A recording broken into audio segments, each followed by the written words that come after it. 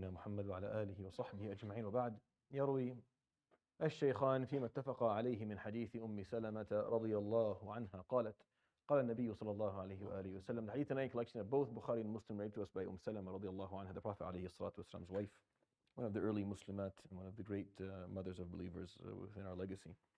And this hadith is also famous. It's funny, like I think I've repeated the same phrase for the last maybe 3 weeks, because all of the hadith that talk about anti-oppression are very known, or very well known. They're central within our faith. And it tells you something about what it is that we stand for and what Islam is really about. Which is all these hadith that talk about oppression, talk about zulm, are very well known to Muslims. And even though they're known to us, we memorize the wordings, it's just a little bit confusing sometimes how we haven't really memorized the value and the practice itself. So what he says عليه الصلاة والسلام in this hadith is فقال عليه الصلاة والسلام إنما أنا بشر وإنكم تختصمون إلي. I am exclusively a human being. I am nothing more than human. عليه الصلاة والسلام. And this is an important concept to remember. عليه الصلاة والسلام, one of his strengths is that he was only human. Like, one of the things that you should celebrate in understanding him is the fact that he was only human. If he was more than human, then a lot of what is impressive about him would stop being so impressive. I'm not sure if you're understanding what I'm trying to explain here.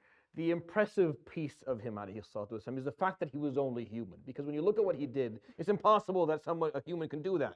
So either you believe that he's not human to make it easier for you to accept the fact that, for me, it's easier just to accept, I don't want to accept my failure, so I just believe that he's not really human. He's a bit more than human. So because I can't do anything that he does, I cannot fill any aspect of the shoes he left at all. So it's just easier for me that he's not human, because that way I don't have to feel bad about myself. But if he is human, then it's really much more impressive because I'm human and I can't do that. And that's the beauty of understanding his humanity, alayhi salatu wasalam. It's not taking away from his value, it is adding to it. But I don't see, some people just don't seem to understand that piece. And I know for the life of me, I don't want to spend my life arguing about it. But the beauty of it is the fact that he's only human, alayhi salatu wasalam. That's more impressive. Look at what he did. How does one human being do all that?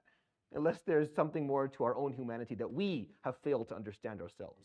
He says, وَإِنَّكُمْ تَخْتَصِمُونَ إِلَيَّ. I'm only human, and you come to me with your problems, with your disputes, and I have to offer you a ruling. وَلَعَلَّ بَعْضَكُمْ أَنْ يَكُونَ أَلْحَنَ بِحُجَّتِهِ مِنْ بَعْضٍ. And maybe some of you are better at articulating their points than others. So two people come to argue, to dispute something, and one of them has the haqq, and the other one doesn't, but the other one knows how to speak a bit better. Like, he's a bit more articulate.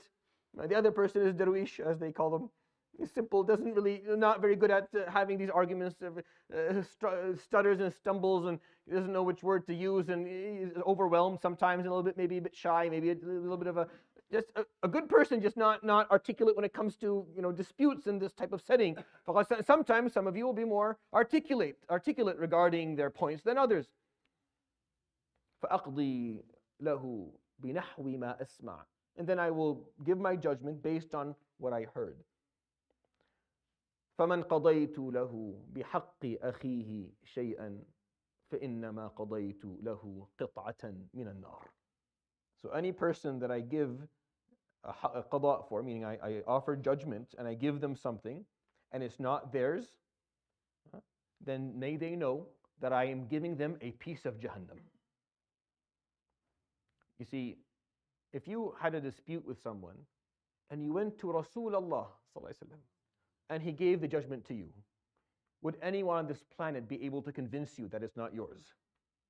Would anyone on the planet be able to convince you that that is not rightfully yours? Rasulullah gave it qada for me. He's coming and saying, I'm giving you a piece of Jahannam if it's not really yours. He is saying himself, sallallahu alayhi wa sallam, who is a better judge than him? Who could you trust judgment? Whose judgment could you trust more than him, alayhi salatu wasalam? And yet, even if he gives you the judgment, even if there's a peer of 12 people, even if the United Nations, it doesn't matter who judges something for you.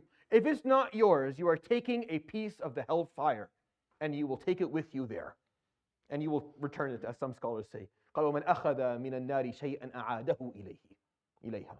And if you take something from the hellfire, you will have to take it and put it back in the hellfire. May Allah subhanahu wa ta'ala protect us. because it's a piece of the hellfire. It has to be taken back to where it came from. So you will take it in. And that's what he's saying, alayhi salatu about his judgment. Imagine others. The judgment of others is worthless if you compare it to him. But he's telling, I can easily make a judgment and it'll be wrong. Because when it comes to disputes, Allahu A'lam, only Allah subhanahu wa ta'ala knows what the intentions were, what actually happened. It's all hearsay, it's all evidence. Some maybe an important piece of evidence is destroyed, so we can't prove it. Yeah, you can win through the courts of this dunya, but know what you're taking with you. And this is the interesting. This phrasing, this wording is so heavy, because it's dhulm. Because dhulm. The wording in Islam aren't. The Prophet ﷺ's wording was always was never like that. But when he talks about dhulm, that's what he used. He would say something that heavy and that difficult because it's that serious. يروي الشيخان فيما اتفقا عليه من حديث أم سلمة رضي الله عنها قالت قال النبي صلى الله عليه وآله وصحبه وسلم إنما أنا بشر وإنكم تختصمون إلي ولعل بعضكم أن يكون ألحن بحجته من بعض فأقضي له بنحو ما أسمع فمن قضيت له بحق أخيه شيئا فإنما قضيت له قطعة من النار.